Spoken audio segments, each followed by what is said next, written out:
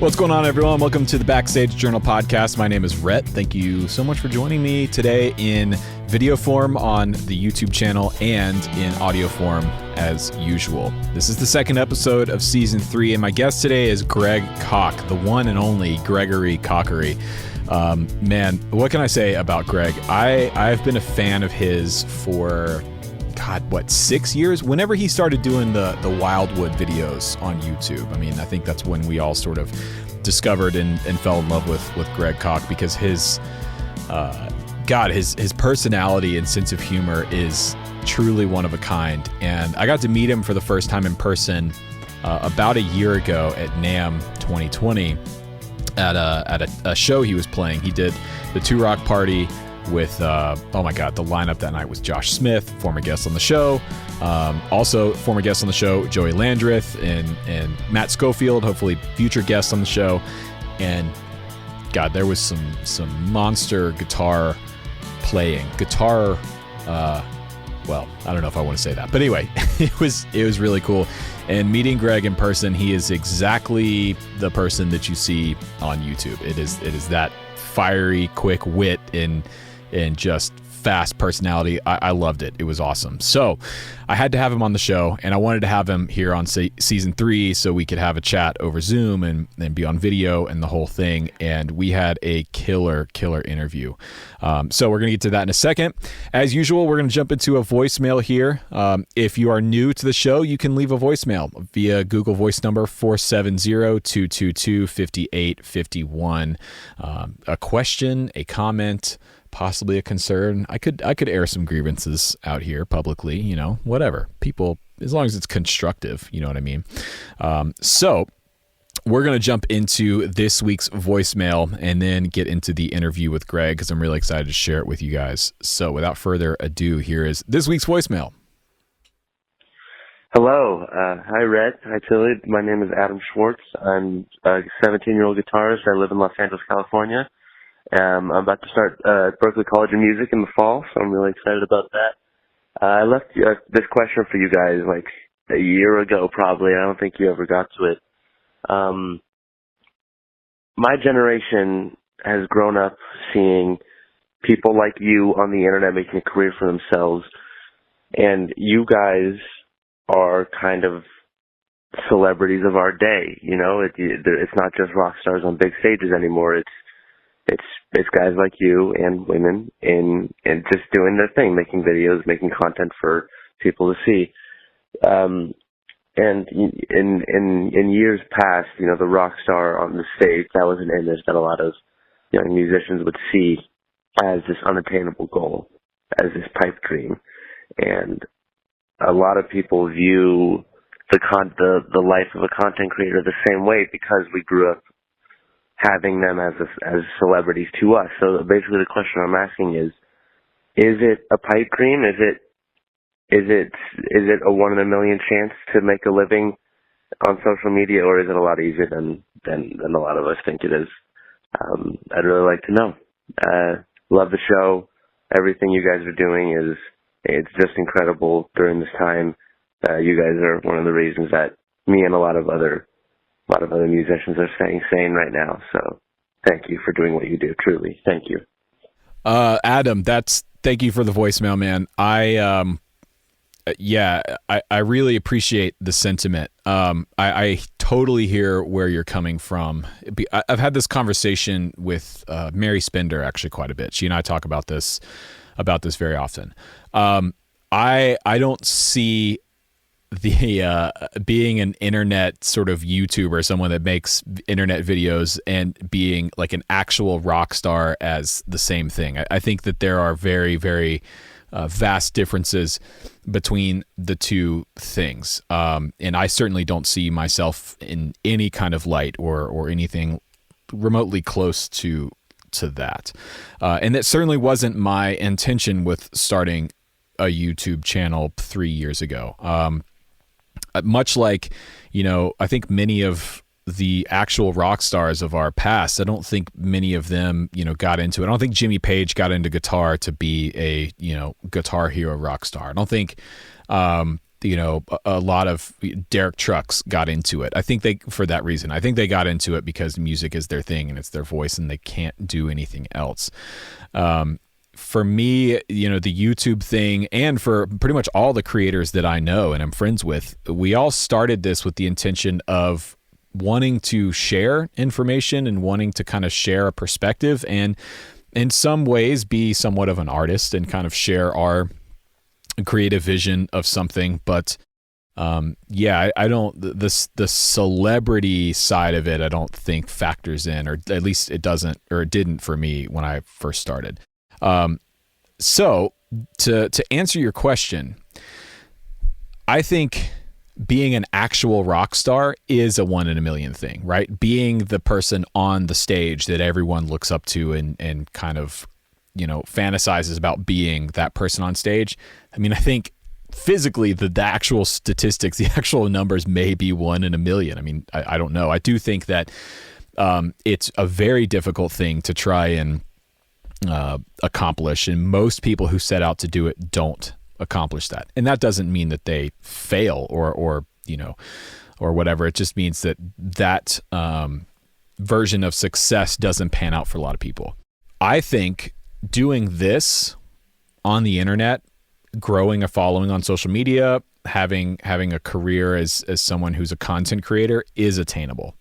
It was attainable for me, and I quite frankly don't think I'm all that special. I'm not the best guitar player in the world. I'm not the best video creator in the world. I don't have the best, perspective. I'm not the most intelligent or most well-rounded teacher. I'm not any of those things. But through years of consistent posting and consistent hard work and trying to get better and sort of share my own version of something, it ended up growing. Now, that's not to say it's easy. It's not easy. It's incredibly difficult. It is a ton of work, and it's not very lucrative, at least for the first year to 2 years of doing it. Like, you're going to essentially be working a full-time job and not be seeing any kind of monetary compensation for it in term, not fair monetary compensation for the amount of work that you're putting in. And so that's the first thing I always tell people when it comes to this idea. If you're starting a YouTube channel or trying to grow your Instagram profile or wanting to start a podcast, whatever your version of that is, if you're trying to do this to make money, go do something else, because this is a terrible business idea. It's like, I'm going to start a YouTube channel so I can make $100,000 in a year or whatever it is. Well, maybe go try and find a job or something that'll pay you that, because I can almost guarantee you that it's way easier than trying to build a YouTube channel to that point. But if your motivations are more along the lines of, hey, I want to do this because I think I have a voice. I think I have something to say. I want to share my opinions. I want to share my point of view. I want to try and educate people. I want to try and entertain people. And this is the avenue that I want to do it in because I enjoy creating this type of content. If that's your thing, then absolutely it is attainable. And if that's your attitude towards it and you stay consistent and you stay, and you make good content, that is key. You make something that is good, it will grow 100%. Everybody I know on YouTube and around other platforms and a lot of the people that you watch, the other people that you watch, that's their thing. They wanted to have a voice. They loved the platform. They loved creating for the platform, and they made good content consistently. If you do that, it's probably going to work out. So again, thanks, Adam, for the question and the input. I really appreciate it. If you guys want to leave a question for next week's episode, call 470-222-5851, and we'll talk on the show. All right, on to today's interview with Greg Koch. What a legend, man. I would love to just have a show with him and just sit and talk with him every single week. It would be so much fun. He's a monster guitar player, one of the best around today, I think. And he's a guy I really respect and look up to from a career perspective, because he is a real working musician. He's a guy that's been working in this full time and built a real career with a guitar in his hand for the better part of 30 plus years. You got to respect that. So without further ado, here's Greg Koch. Greg, how you doing, man? You know what? I can't complain. Thank you very much for having me on this glorious, is it Thursday? You know, these COVID weeks, you don't know what the hell the day it is. It's just one thing after another. It is, in fact, Thursday. I did have to check my phone, to be honest. Not going to lie to you. Yeah, this year has been a total, it's put my entire life in a tailspin. Let's just be honest. We'll start the conversation there. Yeah, it's bizarro. No question about it. I mean, I'm usually gone between 125 and 150 days out of the year on average of the last, 20 years, I guess. And needless to say, that has not been the case with 2020. So, but you know what? I was just talking with a buddy of mine earlier today, and it's just like, if I have to sit in the corner and play guitar, I'm good. So where it's great to go out and do everything you need to do is I've been fortunate that I'm able to do a lot of the stuff that I was doing for the various different people I do, Wildwood and Fishman and so on and so forth. I'm able to do that from my house, so I'm not starving. Always important. And then I've been doing live streams with the band every other week, and those have been great. People have been very generous with their contributions, so it's commensurate with what we would make on a gig anyways, which has been great. And then people have been going to the website and buying stuff, and so all things being equal and we're all healthy and all that kind of activity, it hasn't been too bad, other than I seemingly can't stop eating. So when COVID gets done, I've got this new song called "I've Gained a Quarantine." Which, yeah. What are you gonna do? I mean, my version of that has been whiskey. I'm a bit of a whiskey man myself. Oh, whiskey's man. Yes. Yes, I'm a whiskey's man, and I've been through more whiskey this year than I care to admit, and so it's probably time to kind of take a step back and get back on the bike and start riding some more. Yes. Keep in shape, I mean, I walk a ton, and lately we've added stairs to the occasion. So, but then in the back of my mind, I'm like, that means I can eat more cereal. So there we You're are. You're budgeting your calories. So at the end of the day, you end up in the same place. It's fine. On that topic, actually, that brings up an interesting point. So obviously things on my end have changed quite a bit. Normally I'm traveling and touring and doing the hired gun thing and playing with artists and stuff. And I started YouTube about 2 years ago, which Yeah, you're kicking ass. Thank you. I appreciate that. I feel incredibly lucky to have been able to do it, because in a situation like 2020, it's completely been my saving grace. But from your perspective, how are things going to change for you when things do get back to quote unquote normal? Do you foresee yourself going back to the same schedule, the same gigs, everything, or do you think things will shift? I think a little of both. I think that, for one thing, I mean, I really enjoy doing what I do for Wildwood, because I basically get paid to play really nice guitars. So when things become available for me to fly back out there again, and I go out there 4 times a month, I mean, we may massage it. So maybe either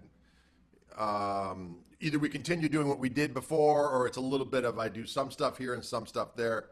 I see that's all well and good. As far as the band is concerned, we're going to try to get back to as much as, I mean, right before the Cove hit, we were really starting to do a lot more gigging in the States. Before it was always, I'd go to Europe twice a year. I'd do some gigs kind of around the various different kind of industry hubbub things, Nashville NAMM, summer or winter NAMM, Dallas Guitar Show. I would put little tours around those different kind of industry events, but we were just going out and touring with the band, and it was going great. We got a new agent, and all that stuff was starting to really kind of take off. It was a lot of work, in terms of, I'm tour manager, driver, merch salesman, and all that other kind of stuff. But it was a blast, my son on drums and Toby on organ and so on and so forth.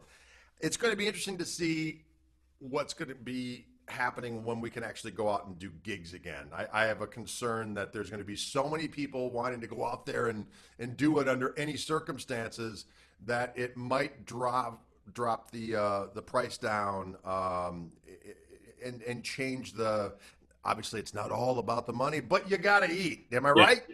100%. And so I'm concerned that there may be an adjustment period where, we can't pay you what we, would have made before because of X, Y, and Z. And, there's always that. There's always that the performer has to kind of get their duodenum tickled. You know what I'm saying? With a little bit of this action. I don't know what that was. I'm sorry. It's probably. Sorry, this isn't a family show. We're fine. I think you're right. It's an interesting. I'm fascinated by the business implications of all this because you're right. There's going to be a sort of rush on the market, so to speak, when everyone can get back to gigging. We're all just going to try and get back out there. When you take that combined with the unfortunate fact that at least a handful of venues have had to close their doors permanently because of all this. So there's a premium on stages and spaces to play, and there's a large amount of people that are itching to get back out there. So, I think, you mentioned you've been doing the live stream band thing. I've been doing the same on my channel since July. And while I don't think that will ever fully replace actual live music, I don't want it to replace being in a venue. I do think moving forward, it's going to be an element of how people make music and do that kind of stuff from henceforth. I think you're correct. And I was talking about this with a buddy of mine, my buddy Willie Porter. I don't know if you Willie. Willie's a great guitar player, singer, songwriter guy. He's from town here and makes his living as a touring musician. And he's been doing weekly live streams, and it's been going pretty well for him. He's more than being able to hold his own at this point.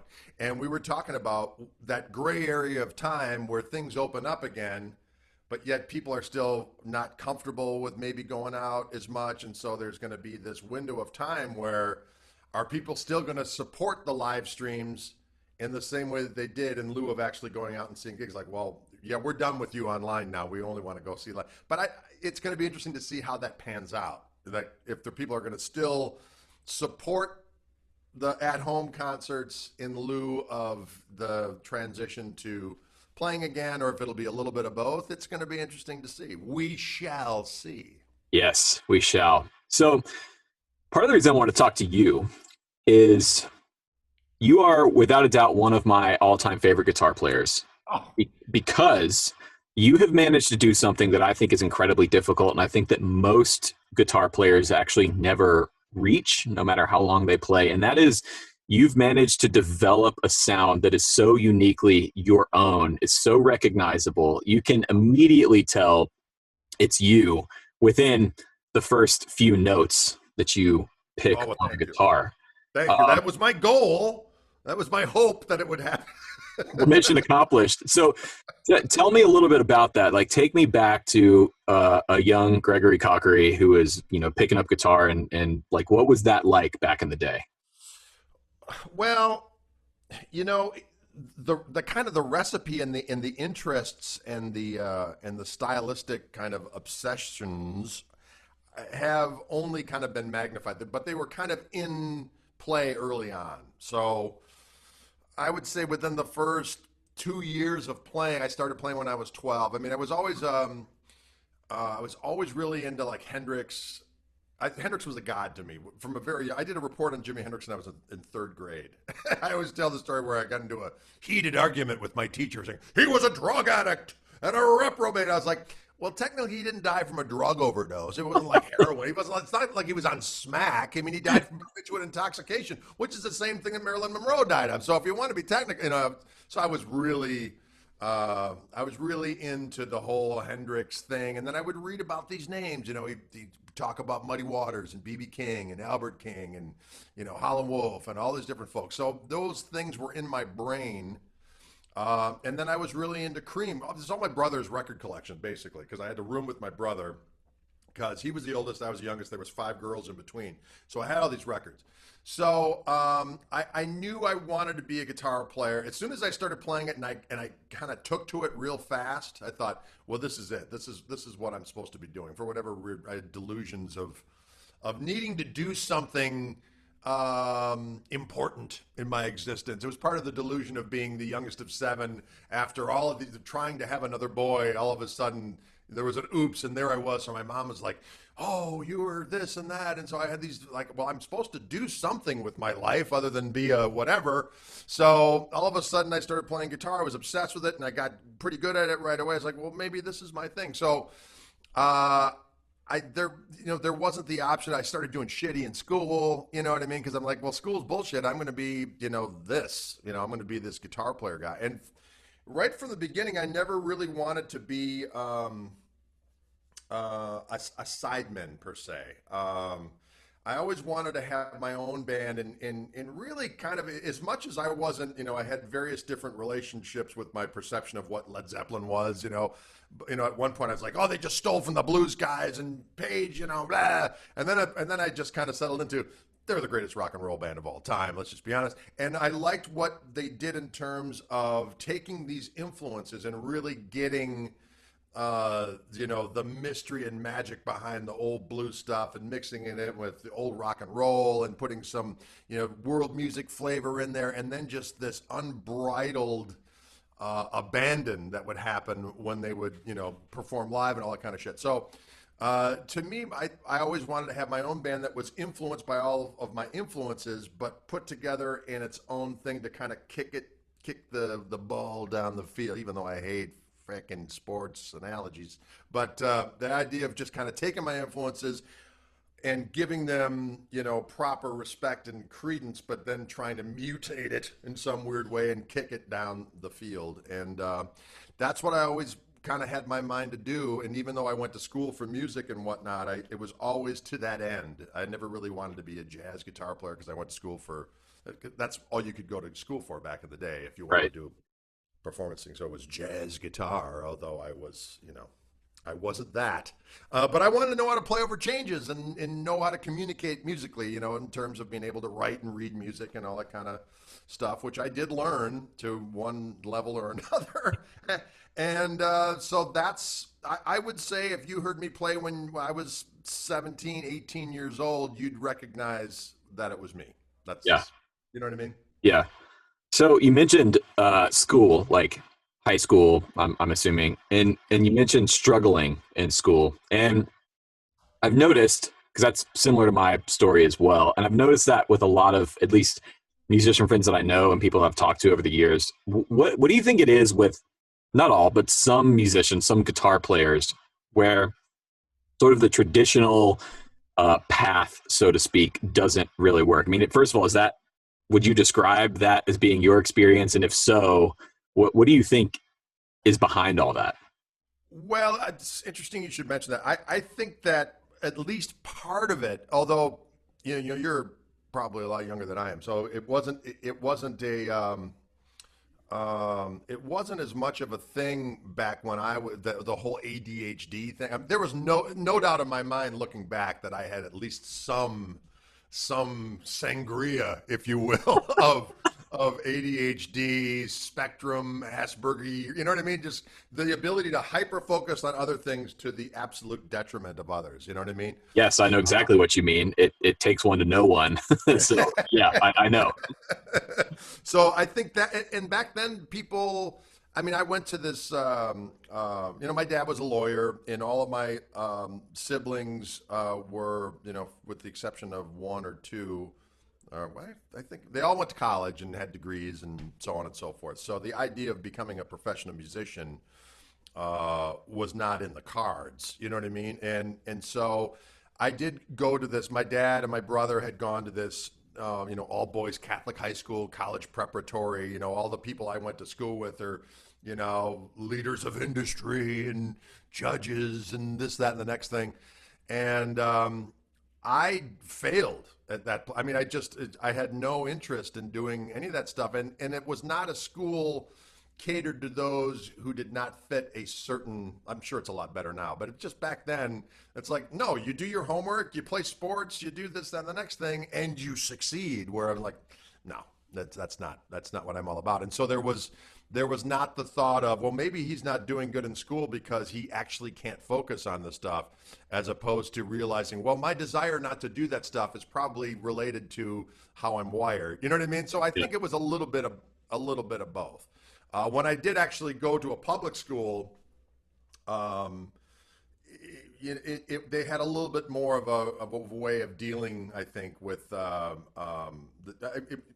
lot of things changed, and maybe it was just as years went on, of not being, totally in the beginning of adolescence, which is just uniformly a shit show anyway, that I was able to kind of balance the two a little bit and not, I was able to finish high school and actually get into a college.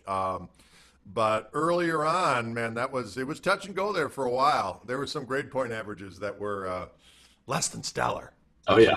Let's just go with that. Yeah, I went to college right out of high school for 1 year, and after that 1 year, my GPA was so low that I ended up getting a letter from the college that I went to.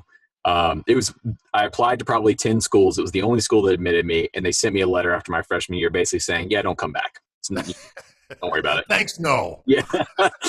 So when you were coming up, did you have anyone in your immediate circle of influence who kind of showed you a roadmap to what it looked like to be a musician? Was there a parent or a sibling that played, or did you know somebody? Did you have a teacher or anything like that kind of was able to show you, hey, here is at least one way that you can take your guitar and go out and make a living? Or did you have to just kind of figure it out? Well, I had some great teachers, no doubt about it. But what was interesting is that my dad, the first teacher I had was a client of my dad's who was a plumber by day, I think. And then he was in, a old society band, a Steve Swedish orchestra around town here. And he played banjo, guitar, and bass, and was a professional musician in the mold of that era. You know what I mean? He had his day gig. He was a tradesman, but yet gigged out all the time. So I think in my dad's mind, that's what musicians do. You have something else that you do, and then you also are a musician, and that's not what I want. I wanted the route of, you become really good. You have this unique recipe for a sound and all that other kind of stuff, and you just do that and make a lot of money and destroy hotel rooms and do legendary crazy shit. And yeah. I was down for it. But my dad was very concerned, and so I remember he had conversations with each one of my teachers. So after the first guy, I took lessons from a guy who's still a buddy of mine today, and he was a great guitar player, and I probably took lessons from him like freshman, sophomore year. And then it was like, you need to learn more jazz and you need to be more well-rounded. So I ended up going to this other guy. It was Gary Williams, who was a great teacher, and he showed me some things. And my dad would have a conversation with these guys. Will you please tell him how it really is? So I think Gary was the first one that said, hey, listen, your dad talked to me, and he wanted me to tell you how it really is to be a musician. And then they would proceed to say something along these lines of, look, I went to school to be a musician. I really just wanted to play all the time. And then I met someone and then we got married, and next thing you know, we have kids, and, it's really hard to make ends meet. I do everything from playing, pit bands and, wedding bands, and the gigs I really want to do, I don't make any money doing, but I do those on the off nights, and then I have to teach lessons. And then we're barely scraping by. But having said that, I wouldn't change a thing. They all said the same variation of the same thing. And then I went to college and for music, and I went to University of Wisconsin-Stevens Point majoring in jazz guitar. And the teacher up there was great, Mike Irish, great dude. And, he was a jazz guy, and he ran the jazz department, which was very unusual for a guitar player to run the jazz department. And he was open-minded. He wasn't like, listen, either play a ES-175 with flat wound strings through a polytone amp or get out of here. He was very open and cool, unlike some of the other members of the jazz department, because that's just the nature of the beast, But my dad talked to him. And I had to have a discussion. He's like, listen, your dad talked to me about the realities of being a musician. But I've said this before to folks, it's like, there is a certain level of delusion that you have to have that sees beyond all of the very real hurdles that have to come, because the love and determination of what you're doing overshadows the bullshit. And unless you have that to almost a psychotic degree, the chances of you being able to actually do it to any meaningful way of being able to subsist on your creativity is probably not going to happen. So when their lips would be moving about telling me how it was, I was like, well, that's how it happened for you, but that ain't how it's going to happen for me. You know what I mean? Yeah. Because that's just the level of delusion that you unfortunately have to have. That's not, I'm saying, I don't want some guy who can't play Mary Had a Little Lamb to go, I'm going to do it. Greg told me that no matter what. You know what I mean? That's not what I mean. I mean, I had a certain degree of, realization of, I know I can do X, Y, and Z. I know I'm capable of doing these things, and I have the skill set, and I have the desire. I don't see anything, I think the biggest delusion along the way was thinking that someone was going to pluck you up, you know what I mean, and place you over here. And then I realized pretty early on, no one's plucking. I'm gonna have to find my own plucking way. And so, and you just learn the lessons on the way, and I continue to learn the lessons. But I think that level of, I said the same thing to my own kids. My daughters went into theater. And went to college for theater, and then ended up changing along the way, and so on and so forth. They really enjoyed the creative aspect, but they started talking to me about the politics, and this person who isn't very good gets all of this, and I'm like, hey, wait a minute. This is the way it is. So what you need to realize is, unless your love of what you do so far overshadows the unmitigated fuckcraft that you're going to have to come in contact with, then you should just bail out now and do something else. And that's the way it is. Did I just say fuckcraft? I'm gonna. You know what? I need to write that down. That's a great turn of phrase. Fuckcraft. I love that though. The delusion thing that you were just talking about, I think, is so true. I would sort of describe it as like just a blind, sort of dumb faith in yourself. Yeah. Right. Like that thing to kind of just take what people are telling you, and here's all the hurdles you have to overcome, and this is probably why it won't work, and this is why you shouldn't do it, and be like, yeah, but I'm me, and I'm gonna do it. Right. Like that's really everyone that I know and I've seen who's been successful, not just in this career path, but any career path where you have to take the onus is on you to make it happen, right? Like you just said, nobody's going to come and just pluck you out of obscurity and say, okay, here's your platform, here's your gig. Anytime you're in that kind of position, I feel like the thing that separates, or one of the things that separates the people who are successful from the people who are not, is that just sort of blind, dumb faith in yourself to say like, well, yeah, but it's going to work because I'm going to do it. And I don't have any other option. It's like, what am I going to do? Go back to college and get a day gig or something? Like that's just not in the cards for me. So this has to work. Right. Well, and I think a lot of that is what we talked about earlier about this, this little, combination of ADHD, spectrum-y. That kind of feeds all into that. You know what I mean? I'm not a professional in this regard to make a diagnosis, but there seems to be a lot of people that seem to be able to adhere to that paradigm that have a degree of any of those things that we talked about. You know what I mean? Yeah, I think I like to think of myself sometimes as an armchair psychologist, someone with absolutely no training or whatsoever. But maybe a job for you in politics. You know what? But I think you're right. Like some coming from that same part of the so-called spectrum that you speak of, I can identify that sort of that innate like desire and need for novelty, and the idea of kind of following a non-traditional path, and the like the umbrella that sits for me above all this stuff is the like crippling fear of boredom and routine. Yes. You know, that's for me is one of the big things that drives almost every choice I've made so far in my life, is like that fear of being stuck in one situation for too long and doing the same thing over and over again, which I think is why we play guitar for a living. Yeah, exactly. Well,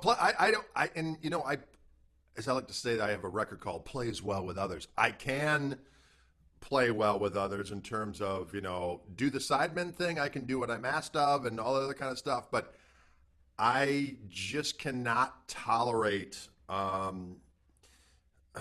don't want to say I can't tolerate being told what to do, but I just have an aversion of being a subordinate of someone who is clueless. And and I'm sorry, but more often than not, you're in those situations. All of a sudden someone's asking you to do X, Y, and Z, and I'm like, there's no way that I can handle this. So I knew early on, I was fortunate enough to realize that you're going to have to do it all yourself, because to be beholden to somebody else to do this stuff will drive you insane. And that's a very real thing to me. It's like if I'm in a situation where someone goes, yeah, I like what you're doing, but you should really do this, this, and this. And unless I totally respect that person and think, oh, that this is definitely for the advantage of all. But more often than not, I've come to the conclusion of I receive a lot of advice from people that should really be asking for it. Mm-hmm. And that's just the way. So I've been fortunate enough to be in situations where I work with people where there's that respect factor, that it's this, the successful long-term things that I've had with others in this industry are usually predicated on that level of respect of not being under the heel of someone that's, shall we say, flawed to the point of situation not being tenable. Does that make sense? Yeah, you're not good employee material, let's say. Ish. Yeah. Yeah, I understand how that feels. So on one last thing on this subject, and then I want to move on to some guitar wizardry stuff. So when it comes to, a lot of people that listen to the show and watch the channel and watch these videos are, younger people. I pay attention to my demographics on YouTube, and there's a large chunk of my audience that is like the 18 to 24 demographic, people that are kind of where you were describing, coming out of high school and college, trying to figure this out. They know they want to make a living in this. What does it look like? So you've been doing this for a number of years professionally. What advice would you give someone today who's trying to make it as a musician, hired gun, basically anything in this sort of self-employed creative musician field? Like, what would you tell them? Well, it's interesting because as you mentioned that age frame, I remember being that old and having musician guys that I knew that had been pretty successful. I had played with some big name acts that, had moved back to, my hometown here of Milwaukee or whatever. And they would go out and tour with big name acts and they'd come back. And I remember, once the age that they were at, like I'm at right now, I'm 54 years old. As far as I'm concerned, when I was that age, like, oh my God, they might as well be dead. I mean, Jesus Christ. Oh my God, why even bother? It's like, you're like, why even wake up in the morning? You know what I mean? And so I want to assure those individuals that it only gets better. When you reach the age, that I'm at, that I, quite frankly, I never thought I'd reach, when I was younger. You just don't give a flying shit about a lot of stuff that used to rack your brain when you were younger. But I would say that, the options of making a living as a musician now are way different than they were when I was younger. There were all kinds of different things that you could have done as a musician that don't exist anymore. by the same token, there's a whole bunch of new things. Certainly the internet just the idea of, you have a successful, on whatever platform, way to monetize your creativity on, you can make a living, and then you can, kind of put things around it that are more ancillary ways of making money, that are creative based, that don't even involve leaving the house. So I think that there's more opportunities now to have access to information in terms of instructional stuff. I mean, on your channel, there's so many great channels out there. You can learn so many things that back in the day we would have to learn off records or just by word of mouth or so. I mean, the internet is just such a huge way of getting the information. And there's some people that debate that. I've talked to people, well, do you think it's good that, they have all that? It's like, the bottom line is making music that's good and that pleases people. So I don't really care how you learn the information, as long as it actually is able to, cause a musical development that pushes the ball down the field again. There I am with those dang sports analogies. But so I would say that you just have to be more creative. But again, the biggest thing that we talked about earlier, the thought of someone going to come and pluck you out and set it up for you is not going to happen. I mean, the only way I say, and people used to say that to me too, like, look, this is the music business, but it's business first. And I'm like, yeah, fuck all that. I'm about making music and being the best I can possibly be at what I'm trying to do, and things will take care of themselves. I don't want to know about widgets and selling widgets and all that kind of stuff. But begrudgingly, I had to come to grips with the fact that at some point there has to be some kind of commodification. And as gross as that sounds, but you got to eat, for Christ's sake. You need to pay rent. You need to have insurance. You get married. You have kids. You need some of the dough, re mi ski. So the only way I say, where people might pluck you out and you might have an advantage of being, is if there's some kind of undeniable low-hanging fruit aspect to your music, your persona.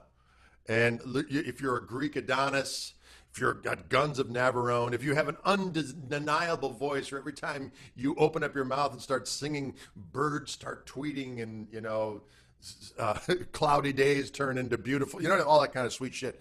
But that's about this much of humankind, and even then, it's got to be something so superficial that takes it over the.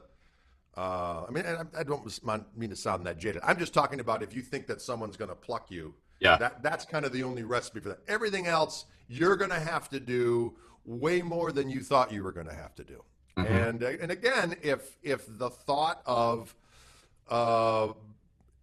having to butt your head against that kind of indifference and bullshit does not appeal to you, then you need to think about doing something else. But if you believe in what you do and you love it so much that you don't care that you're going to get your soul pounded into submission into a patty about this big and grilled on, some kind of a hot life scalding skillet.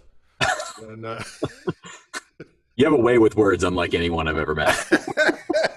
A life scalding skillet, ladies and gentlemen. I think so. I just turned 30 this year, and so I've been playing music, professionally, quote unquote, for about 10 years or so. And I in my limited time doing this, I think I've seen things change where, 10 years ago, now I think there's a different set of skills that I would say are borderline required, if not required, recommended for people that quite honestly don't have a direct correlation to your skills and your instrument.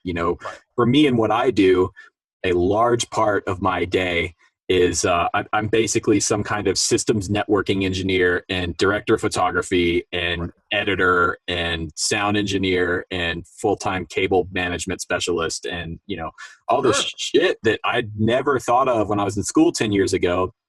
I didn't think I would have to know how to run cameras or set up lights or color grading or editing or all that stuff. But learning these other skill sets that were of interest to me, 10 years ago, have allowed me to kind of take this other step forward in my career that has, like we said earlier, in the pandemic, has allowed me and my wife to continue to work and earn a living in a really tough, trying time for a lot of people. So I think that's a big part of it nowadays. Like if you can start to develop another skill set that is sort of adjacent to your primary skill set on your instrument or whatever, that can only help. Well, and to that point, I mean, a good example of that is, I've never been I've never had a home studio. I've never, because most of the people that I know that have home studios, they're obsessed about, oh, I got to get this new microphone. Oh, I got to get this new plug-in. And then, oh, shit, the whole system's down because I upgraded my software and now this doesn't match with that. And then I'm like, fuck all of that. I just want to play. I'll pay somebody else to deal with all that shit. But at some point, like as you said, during the beginning of the Cove, I had to figure out how to make, I got a multi-camera shot now that I do. I haven't gone to the fact that my wife, who's a graphic designer, does some graphics for me now. But, I see videos like yours and so many people where they have all these different cool graphics that come in and all this other kind of stuff. And definitely I'm on the learning curve for all of that stuff. But to your point about needing to know to do a bunch of different stuff, my wife's a really good graphic designer, has done it for years. And has been very successful at it, just doing, things like everything from package design to CD design to logos, business, all that kind of stuff. Well, now she's looking for another job, and the job descriptions are, know all of the Adobe suite, but also know how to do video editing, know how to do copywriting, be able to interface with customers in regard to the accounts, be able to do analysis of the numbers from all the different social media platforms, and all this. Any one of those things prior to this were fields of expertise where people were making grown-up level salaries just at that, but now they're offering one mediocre salary to know all of those different things. Now, granted, they're obviously a person's not going to be able to do any one of those things to the level of probably what their forte is. But the point is that the expectation now is to be able to do all of these different things. So I think going forward, you're going to have to be able to do a lot of the different stuff that you never thought about having to know how to do in order to be able to make a living as a musician. But the more of the stuff you know how to do, the more options you have. Right. Options are important. All right. So let's talk guitar tone for a little bit. Like I was saying earlier, you have such a unique tone and sound on your guitar. And that's obviously down to you as a player. And I want to kind of hone in to start off with on one, I think, huge part of your playing, and that is what the hell is going on in your right hand, in your picking hand. I mean, I've watched your Wildwood videos for years and years and years. And, always cutting to the tight shots of the guitars. You're a monstrous hybrid picker. Where did that come from? Is that something you honed in on early on, or did you find that later in your playing life? What's up with that? Well, I started to do primarily because of Dire Straits. I was a big Mark Knopfler fan. I just loved the sound of the flesh on the strings. And then he was doing that chicken picky thing. I just loved when he would rake with his thumb and then pop up with his first finger. So pretty early on, I would do a thing where I would ditch my pick and I would hold it in between my two knuckles of my first finger and middle finger. And then I would do this kind of Mark Knopfler-esque claw type of approach with predominantly thumb and first finger and middle finger. These were kind of working together as one, really, to be honest. And so I started to do that kind of stuff pretty early on. As I started to get into, Albert Lee was kind of my gateway drug to the whole country realm. And I heard him playing, and Mark Knopfler, which is weird because, these are English guys. But I heard Albert Lee playing with Eric Clapton, and I just loved that style of playing. And then I got the Dave Edmunds record where, Albert Lee's playing on Sweet Little Lisa. And then I got into Roy Buchanan-ish around the same time. Ray Flack, another English guy who played with Ricky Skaggs. And then I started getting into Chet and Jerry Reed and then Jimmy Bryan and all those guys. But but I knew that those guys played with a combination of pick and fingers. And my initial forays into that were awful. It just was really hard to do. And it was manifestly unpleasant. So I resisted doing hybrid picking until probably, let's say, 8-9 years after I'd been playing. So, and then I just forced myself to do it. So I forced myself to learn how to do all the chicken picking stuff I was doing with the thumb and fingers with the pick and fingers. And I would still go back and forth between the two because I liked the sound of certain things, especially like bluesier stuff. I enjoyed the sound of the thumb and fingers more for that, but I liked the kind of snappier, quicker approach. And some of the things Roy Buchanan would do, especially with pick and then Danny Gatton, I would hear them do the pick and fingers things together. That I forced myself to do it. So this is probably, yeah, I would say a good 8-9 years after I started playing that I forced myself to get involved with that. And then after a period of time, I would see, I'd started getting into a little bit of the Chet Atkins thing, and I would see people do Merle Travis and Chet Atkins. So I had a few different things I could do early on, like the Working Man riff, or Mystery Train type of a groove. And then I learned kind of an embryonic version of Cannonball Rag, Merle Travis, and then I would add little aspects of that. And then for a brief period of time, well, not brief-ish, but I kind of did a deep dive on Chet Atkins, where I learned how to play, 5, 6, 7 of his tunes. and then once I did that, and I used some transcriptions earlier on, because there was a tune I was working on Chinatown, and I didn't know anybody who could really play that stuff, so there wasn't like an Uncle Jed or something that I knew had hanging around going, oh, this is how you play that Chet stuff. So I used a transcription, and once I used a transcription for that, it kind of opened the whole thing up for me. And then Chet Atkins was kind of a treasure trove of really cool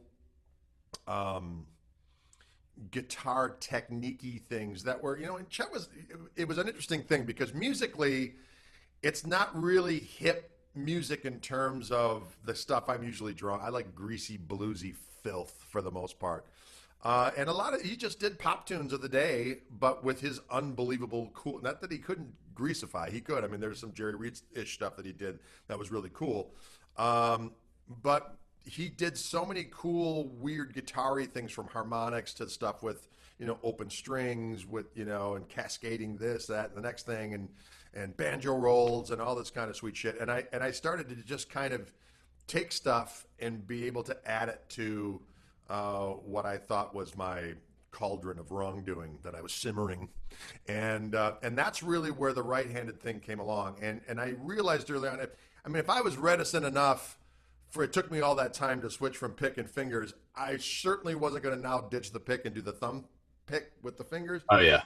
Even though I do say to folks, look, if I could do it all over again, I would have started playing with a thumb pick, because the amount of dexterity and the things you're able to do. I mean, Tommy Emmanuel or Brent Mason, Yeah.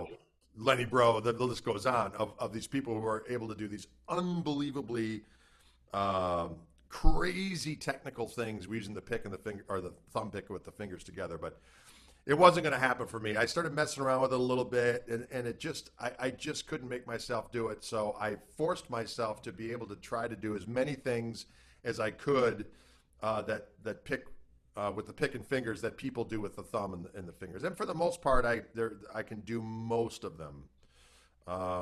There's certain things where Chet does that kind of faux flamenco thing. Right. The tremolo pickings thing that I can kind of do with the pick and fingers. I'm still working on that. But yeah. So on that Chet thing, I've had so much trouble over the years. I've taken multiple swings at trying to learn Chet, and I can sort of hack my way through, like, Mr. Sandman, things like that. Right. The problem that I always have is learning to isolate the thumb and the fingers, right? Doing that walking bass and keeping that consistent while you're doing all the other shit with your first, second, and third, and sometimes fourth fingers. The same reason I can't play drums, like I have zero limb independence, and I feel like that exists in my right hand as well. I have no digit independence, I guess. Right. Whatever the medical term for that is.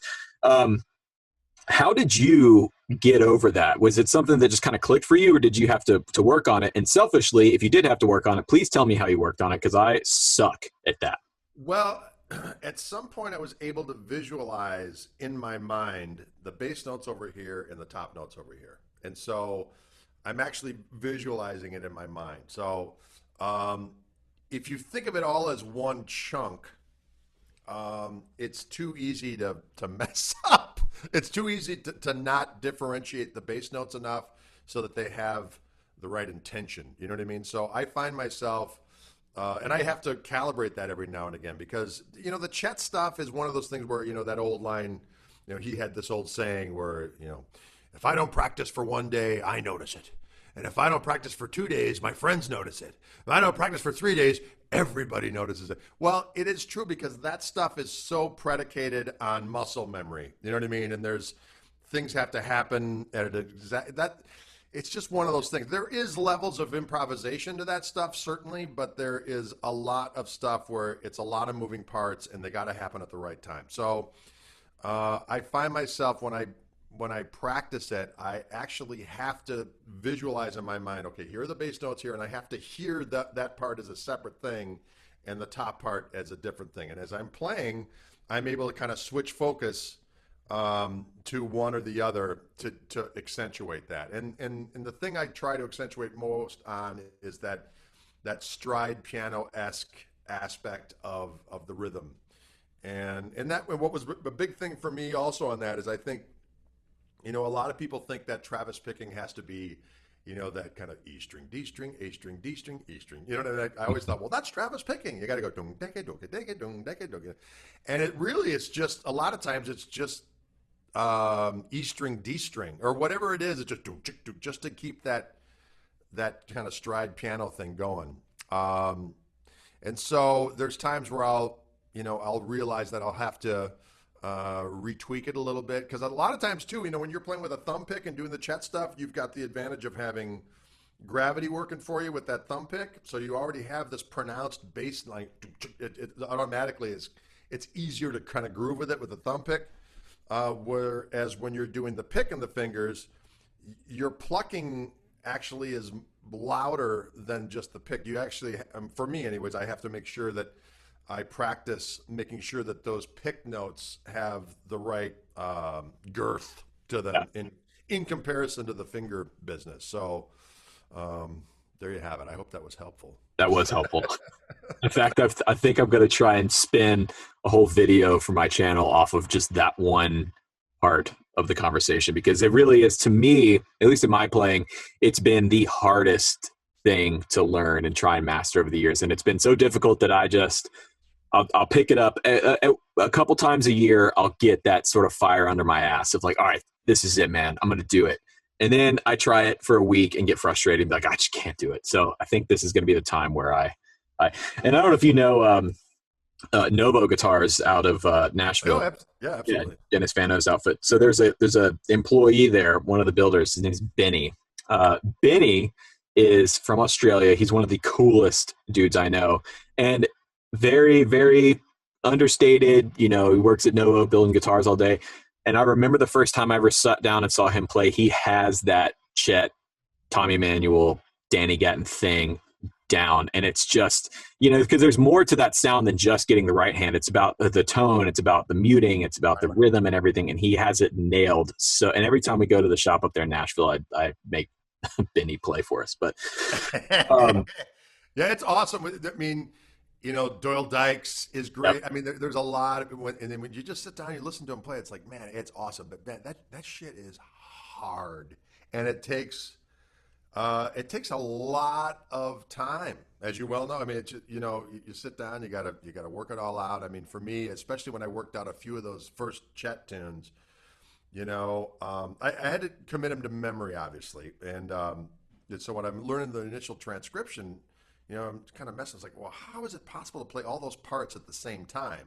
So that's where the initial transcription was really helpful of going, oh, I see. And then you're able to earball it after that when you listen to stuff. Oh, now I know what's going on. But literally it's like, okay, I'll play these 2 bars, and I'll play it at a slow tempo that I can do it in time.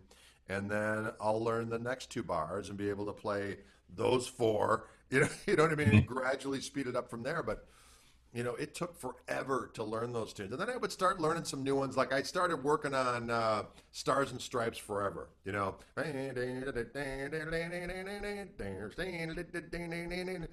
it was so hard, and I was learning, and I was getting it down. And then at one point, I'm like, I'm working hard to learn this tune that I'm never going to play out. I mean, when am I going to play Stars and Stripes to get, you know what I mean? And so it's just one of those things where most of those tunes are, pop tunes or whatever you want to say, standards of a sort. And so that's what really kind of never made me want to have this massive arsenal of those tunes, just because of the time and effort to go into them to learn these arrangements of tunes that I aren't really in my thing. So I started applying that stuff more to my original stuff. I started writing tunes more in using those techniques. And yeah, well, there's always a chance on July 4th every year you could bust that out, Actually, for July 4th, a couple of years in a row, I would be in the hometown parade, and I had an amp hooked up and a Univibe, and I would play the Star Spangled Banner a la Jimmy. People would go crazed. I would be up there screaming like a crazy person. That's dude. Yeah, I share your affinity for Hendrix. Hendrix is why I picked up guitar. Like I remember, I can take you back to the exact place I was when I heard Red House for the first time as a kid on my Crimson Domicile, as I like to say. And I remember being 11, 12 years old. My friend let me borrow the Experience Hendrix compilation thing. And I just remember sitting back there and be like, holy shit, what is this? And then that was it for me, So, you're a telly man, would you say? That's your thing? Yeah, I mean, I started off, my first main guitar was a telly. And then I switched to a 335 in college years, but I still had a telly. And then I had a telly with because I was really into the neck humbucker on the 335 for a long time. And then I got a telly because I wanted some Strat sounds as well. So I had a telly with a humbucker in the neck, and then a single coil in the middle, and a broadcaster pickup and back, and a 5-way toggle switch, and I could coil tap the neck pickup. But I really wanted to play a Strat because really all my main guys when I was growing up were Hendrix and then not Creamer Clapton, but later Clapton, Direct on the Dominoes Clapton, and then Mark Knopfler, and you name it, we're all playing Strats. And Stevie Ray Vaughan came along, and I loved the sound of his guitar. So I forced myself to play a Strat, and Strat was my main guitar for a good decade. I always had tellies along the way too, and when I would record, I would always it would be kind of a menagerie of all those different instruments. But Strat was my main gigging guitar for a long time. And then at some point, I just got sick of dealing with Strats. I loved the sound of tellies. All three, you got 3 sounds, and they're all great. With the Strats, you got to be kind of a MacGyver in order to keep them into tune and behave. And I just got sick and tired of it. So I said, you know what? I'm just switching back to telly as my main gigging guitar. And that was a while back now. So I still play all the different guitars. As a matter of fact, my old Strat that was my main guitar. I've been playing that a lot more lately. And but I have my new Reverend signature guitar, and then I have a new Reverend coming out with the P90s on it that I developed with Fishman. That's coming out next year. So those are my main gigging guitars. Is that larger bodied telly-ish thing that I did with Reverend. Yeah, and those look really interesting to me because I'm not as tall as you, but a taller individual. So sometimes, to me, a 335 is the right size. You get that big lower bout, and it fits taller frame people really well. Is that a 339?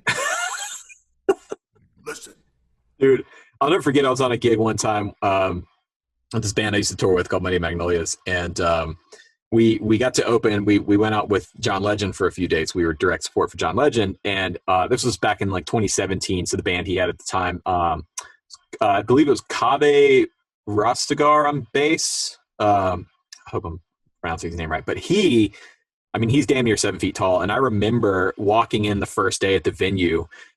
They were sound checking, just the band was up there. And so I could see him up on stage. He had a P bass on. And I turned to our bass player. I was like, oh, dude, I didn't know they made a short scale P bass, like a Mustang, but like with a P bass. He's like, no, dude, he's just really tall. That's a normal size P bass. And it looked like a toy on him. So tell me about these Fishman pickups. I'm intrigued. I've seen I've seen the promo material. I've seen you talk about them online and stuff. I'm a massive P90 fan. Yes.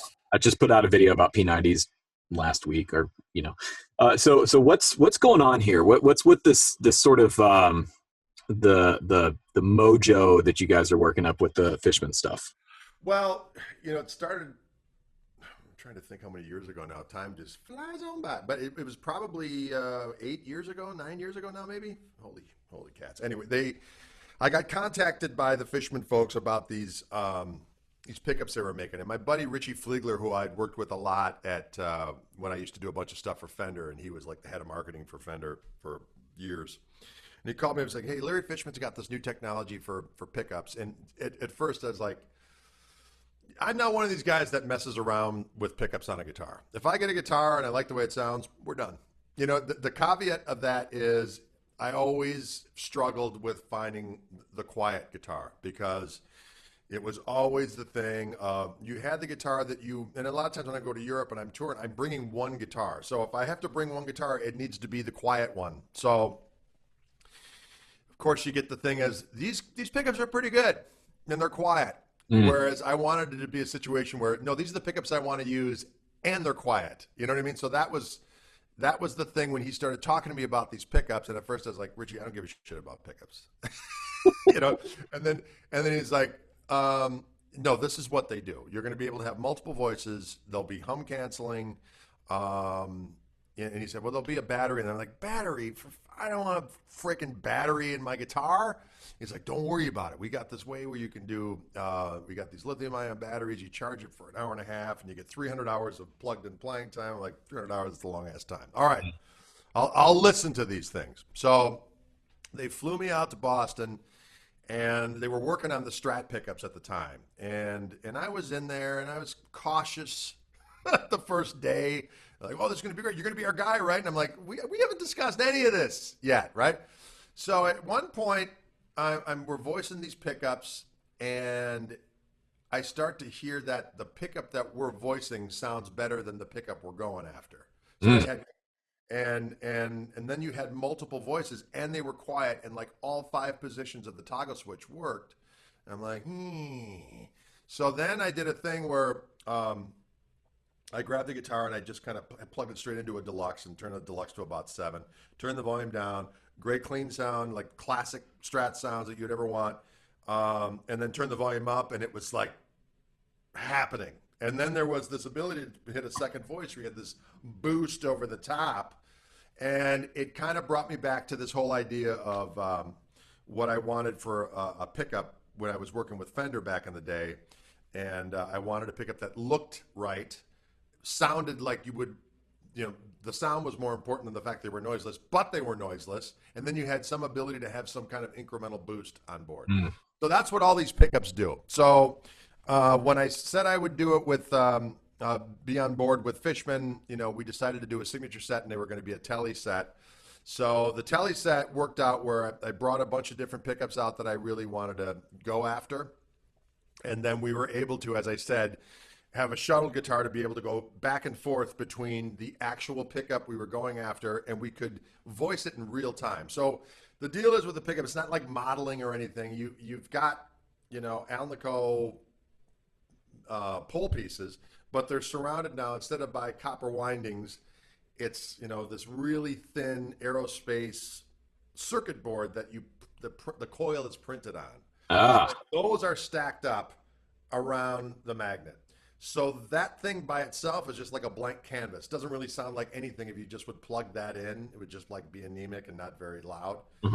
But you put a preamp on board, now you can in real time voice that thing how you want it to sound. Right. So we would go in, we would go back and forth and back and forth. And at first, like, it's not right, it's not right. And now, oh, wait, wait. And then by the end of these voicing sessions, I'd be like, this shit sounds better than the original, you know? Right. And that's what we just did with the P90s. And the P90s were an interesting thing because I think people have a perception of what P90s sound like. And there are different P90s. You know what I mean? You listen to them on an old guitar, and then you listen to them on a new guitar. Which new guitar is it? Who's making the P90s? You know what I mean? It's a different thing. But for me, what I was going for is that there's this weird squawk that a bridge P90 has that almost sounds like it's kind of two pickups out of phase-ish. But there's this squawk thing that happens, and when you add dirt to it, it's this kind of nasally yet full beast of the night that's lurking. And I wanted that sound. But then by the same token, the neck pickup has this kind of fat sweetness to it, but still glassy. Mm-hmm. And I wanted to be able to have both of those sounds and then have another increment on top of that.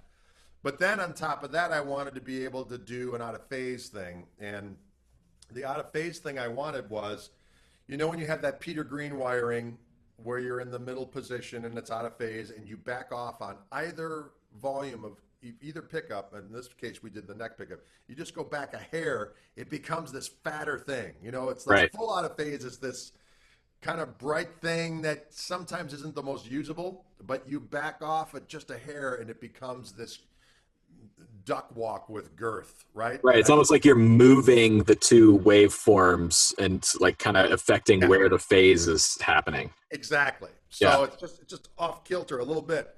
And so what we did was you can either have it be totally out of phase or there's an adjustment inside to just back off on the volume of the neck pickup a little bit. And that's what I do. So that's my preset. So when I pop up on the tone control, it's that middle position, not completely out of phase, right? So we voiced the pickups. I loved the way they sounded, and then COVID happened. Yep. And then I didn't get to hear what they actually sounded like for months and months and months. So I was a little nervous when they sent me the guitars with them in, and then I plugged it in. I was like, holy shit. They sound unbelievable. And then you have two voices. So when Fishman will sell the pickups by themselves, they're going to be called, Fluence, Fishman Fluence Gristle Tone P90s. Yep. They'll have two voices. So they'll be like a vintage P90, and then you press a button and it's something a little modded, like something a little overwound. Mm-hmm. And then there is the push-pull for the out-of-phase sound, which, again, you can go under the hood and adjust where you want that to be, if you want it fully out of phase or not quite. And then there'll be an actual different sound, which will be the way it is on my Reverend guitar. Do I have that one here? I don't have it right here. With the P90s, which looks awesome, by the way. It's got a tele control plate. So there's only really room for a push button to go between the two voices, and then the tone control goes up and down to allow you to get the out of phase thing. But when Fishman sells them, they'll have two volume, two tone, like a regular Gibson configuration. And then you'll be able to have this other setting in the middle when you have both pickups on. It's a little brighter sounding. Yeah. So you have two different voices, actually three different voices if you consider the out of phase thing for the middle position. Anyways, but nice. They sound and they look right. So when you look at them, they look like regular P90s. If you look at them close, there's a little line and it says Fishman on them, but from a foot away or whatever, 2 feet away, you won't know the difference. So they look right, they sound right, they have the additional boost. And they're noise free, because that's the biggest thing with P90s. You're in that back pickup and you add the heat and it sounds great. It's like, yeah, dude, that's so like, this is my number one guitar, and this has, the Amalfitano P90s in it. And it's only happened a handful of times, but I have played at clubs a few times where the power is so unbelievably bad, or like, an old theater or something that was renovated in the 60s or whatever, where the power is so bad where they kick the lights on and then that guitar just it's unusable. And it doesn't happen very often. Or you play the game right where you find the one spot on stage where it's like it's working, you kind of just hold your guitar there all night and you can't not move too much. So that's really interesting, man. I think you're right about the look. That I think guitar players are a bit of a curmudgeonly fundamentalist group of people that it's got to look the right way and sound the right way. Well, last question I have for you here, Greg. Your years at Wildwood making the demos have provided hours upon hours of entertainment, not just for me, but for, I imagine, most of the people listening to this. What's your, like, of all the guitars you've played there, what's one guitar to you that just stood out that you sat down and played and were like, holy shit, I think I might have to take this one home? Well, that happens every day.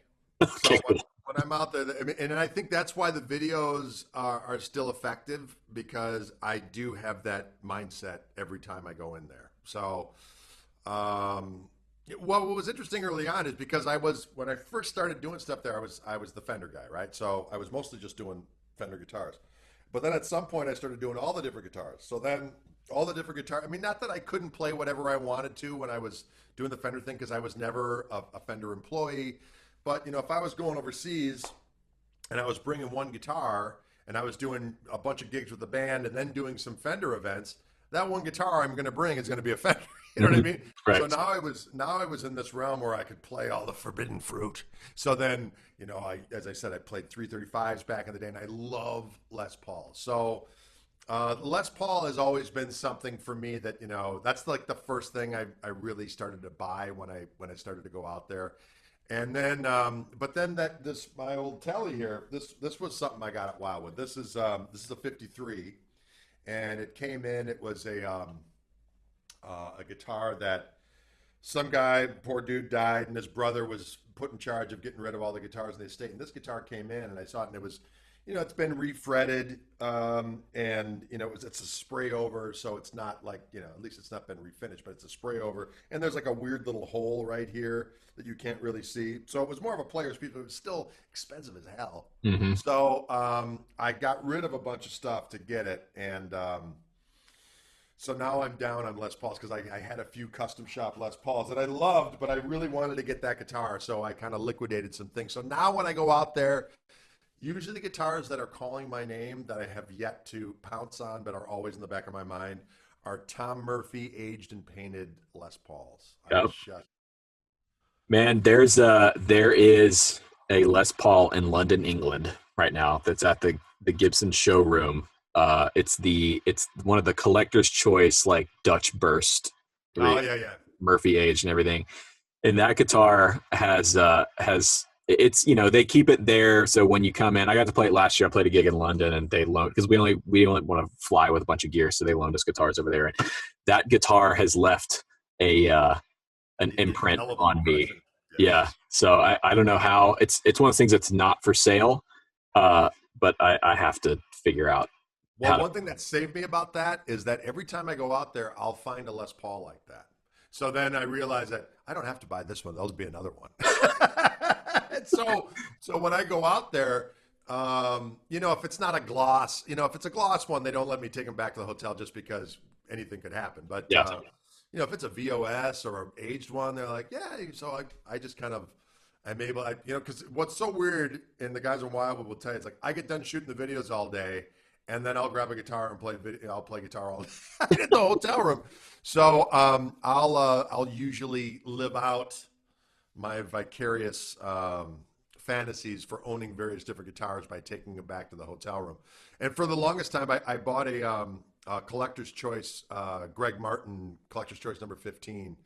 I bought it and I kept it out there for a good couple years. I referred to it as my Rocky Mountain mistress, because I would go out there and that's the guitar I would take to my hotel and play all the time. And then I brought it back home here, and it was kind of funny because I didn't play it as much once I got it back here. It wasn't like right. the same thing.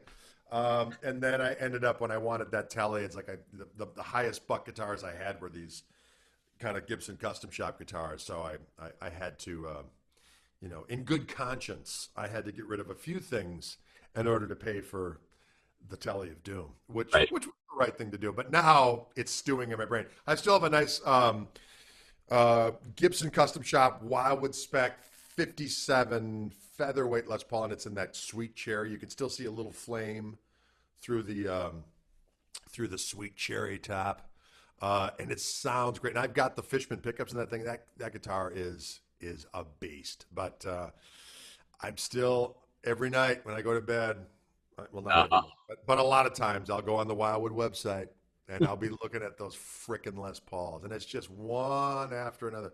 Is this the top? That's too ostentatious. No, I want. You know what I mean? It's just, it never ends. So that's really the thing for me, is when I go out there, I think one of the reasons why the videos are successful is because as I'm playing them, I'm contemplating whether they need to belong to the herd or not. Indeed. Well, Greg, thank you so much, man. Give us a quick plug. Where can people find you, follow you, and support you online? Well, thanks for having me, by the way.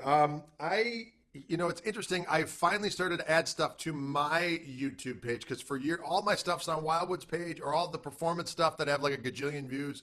They're all on people's different YouTube pages. So I've started to make a concerted effort to put different things on my YouTube page. So that's just Greg Koch or Greg Koch Music. You can tell there's a little orange emblem that says live from the Orange Room, where we are as we speak. So there's that. There's Greg Koch Music on Instagram. There's Greg Koch Music on Facebook, and on Twitter, for whatever reason, I went with @Mansquatch. All right. Sort of on brand, Gristle. Gristle, Mansquatch, Creature of the Night, things of this nature, whatever it takes. Awesome. Greg, thanks so much, man. We'll talk soon. Well, thanks so much for having me. I appreciate it. Have a good one. Take it easy.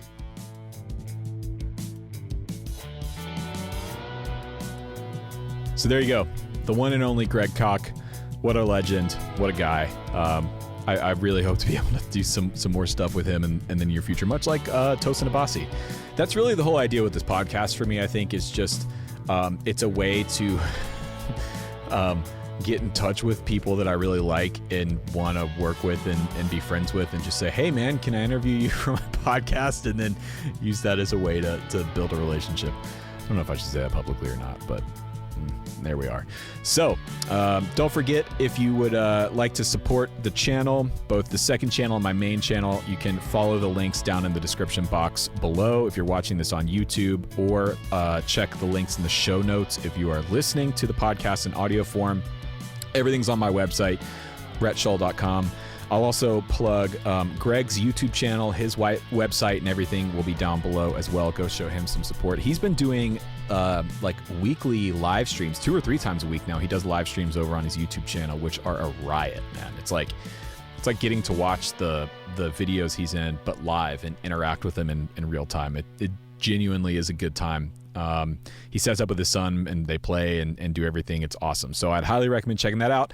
That's all linked down below and in the show notes. Subscribe here to Rhett Shull Studio if you're on YouTube, and subscribe to the podcast if you're listening in audio form. And it really helps the show on iTunes if you leave a rating and review. If you like the show, rate the show on iTunes, and that'll help me get placed higher and up the podcasting ladder, so to speak. So anyways, that's going to do it for this week's episode. I will see you guys next Thursday on Backstage Journal episode 3, season 3, episode 3. So till then, thank you guys so much for watching.